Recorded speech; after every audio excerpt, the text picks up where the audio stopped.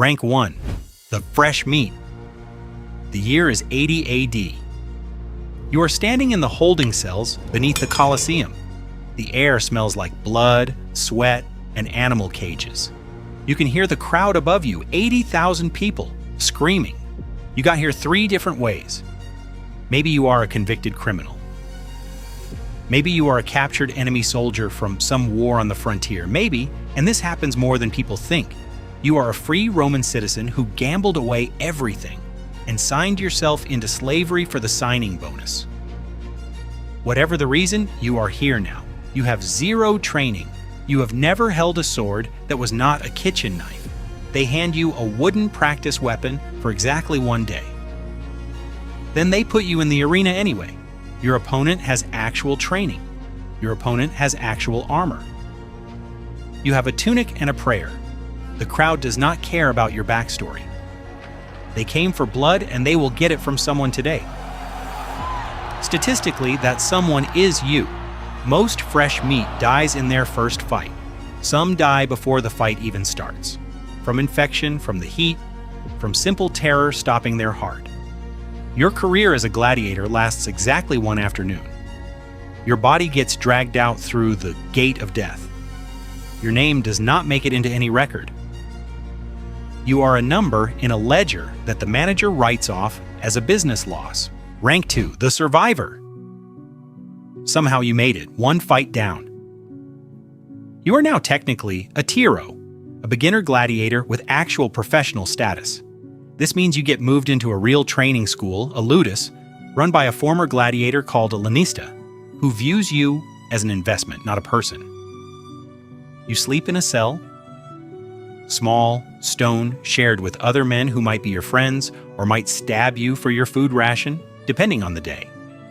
Your diet is barley and beans, which earned gladiators the nickname barley men because the carbohydrate-heavy diet was specifically designed to build a layer of fat over your muscles. Why fat? So when you get cut in the arena, the crowd sees a dramatic spray of blood without you immediately dying from a punctured organ. Your own body fat is now a special effects budget for someone else's entertainment. Training starts before sunrise. You practice against a wooden post called a palace for hours, repeating the same strikes until your arms physically cannot lift the weapon anymore. Your trainer hits you with a rod every time your form breaks. Discipline here means bruises stacked on top of yesterday's bruises. You're learning to survive. You're also learning that survival here looks exactly like exhausting, repetitive abuse with occasional bloodshed mixed in for variety. Rank 3. The specialist.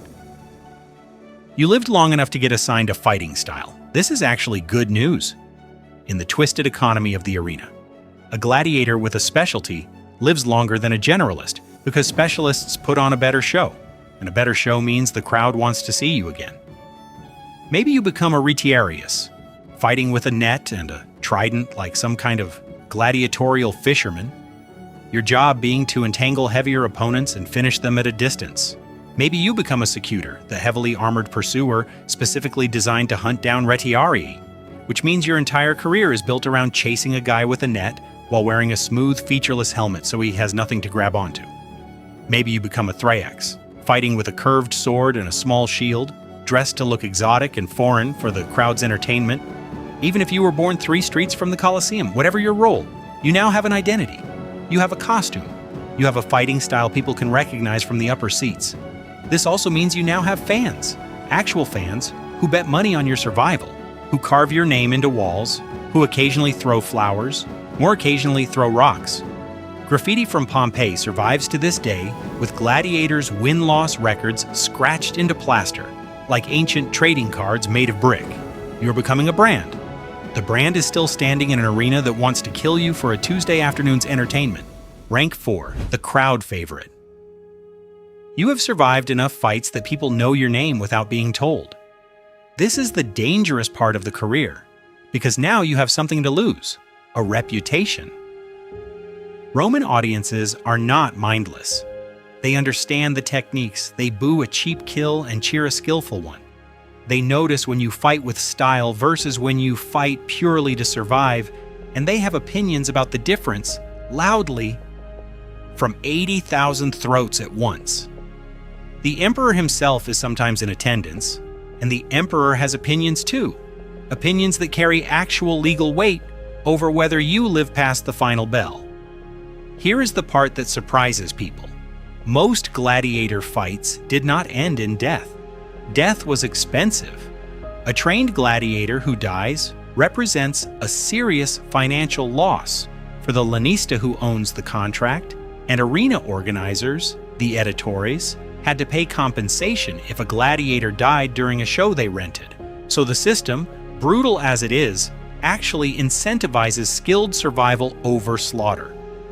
Roughly 1 in 5 professional bouts ended in a fighter's death, not the constant bloodbath that movies suggest. You are not fighting to the death every single time.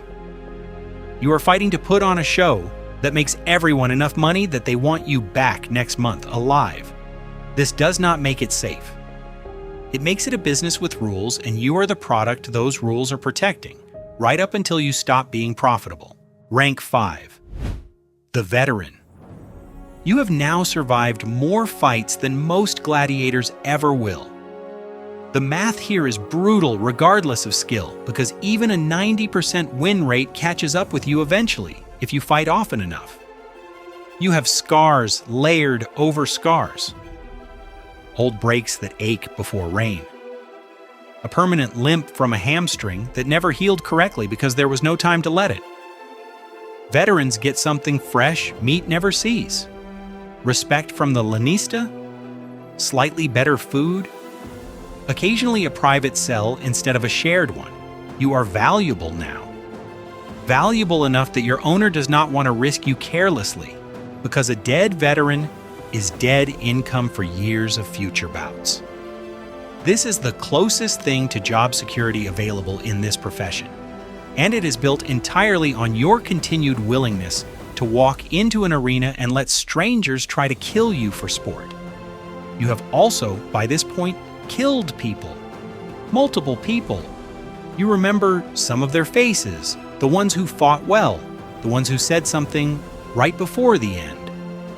You do not talk about this with anyone because nobody in this profession wants to hear it, and because there is no version of processing it that the system has any interest in providing you.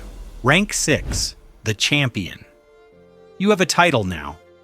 Primus Palus, first of the post, the top-ranked gladiator at your training school.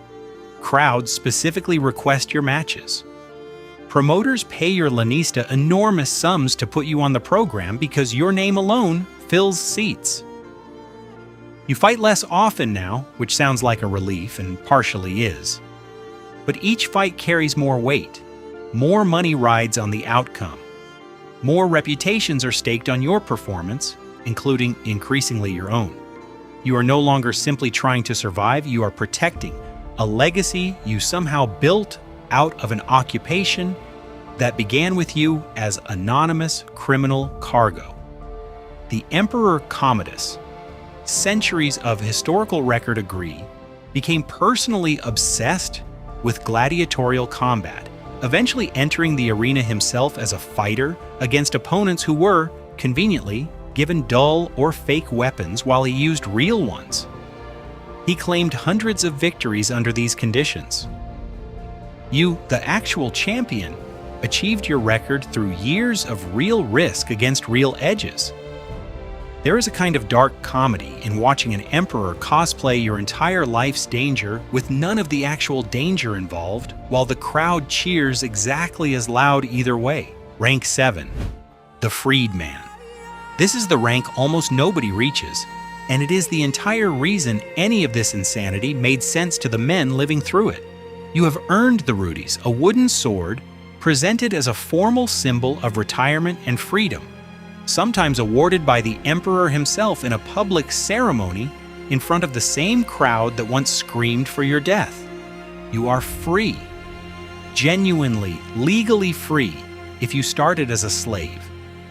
If you started as a free citizen who signed away your rights for the money, you regain your full legal standing, though Roman society never fully forgets what you were. and certain social stains do not wash out regardless of legal paperwork. Many former gladiators became trainers themselves, passing on technique to the next generation of fresh meat, standing exactly where you once stood, terrified, holding a practice sword for the first and possibly only day before the real fighting starts. Some opened gladiator schools. A few became bodyguards for wealthy Romans who specifically wanted protection from someone who had personally killed multiple armed men and walked away. You survived an industry built to kill you for entertainment, and on the other side of that industry, somehow, there is an actual life waiting. Not many gladiators ever see it. You are one of the rare exceptions. The entire bloody system was statistically designed to produce as proof that survival was possible, even while consuming hundreds of others, to make that single example believable. Rank 8. The Legend. History remembers almost none of you by name, which makes the handful who broke through into legend status genuinely extraordinary. Spartacus leads a slave rebellion that humiliates Rome's legions for nearly 2 years before finally being crushed, his actual final fate lost to history because the historical record simply stops mentioning him specifically. Flamma, a Syrian gladiator, was offered his freedom and the wooden sword 4 separate times by 4 different emperors and refused it every single time, choosing instead to keep fighting until he died in the arena around age 30, having racked up a win record ancient sources describe with genuine awe. You, whoever you specifically were in this story, are now something larger than the man who walked terrified into the Colosseum at rank 1. Your name, if it survived at all, lives on scratched into Pompeian plaster, painted onto cheap clay oil lamps sold as merchandise, mentioned in passing by historians writing centuries after your actual death. The Colosseum itself stands in ruins now, stripped of marble picked apart for building material across 2,000 years, but tourists still walk through what remains and try to imagine exactly where you stood. You began as anonymous cargo in a system built entirely around your expendability. You ended as one of the only names history bothered to keep. The arena wanted your blood. What it could never fully take in the handful of cases like yours was your name. 2,000 years later, strangers are still saying it.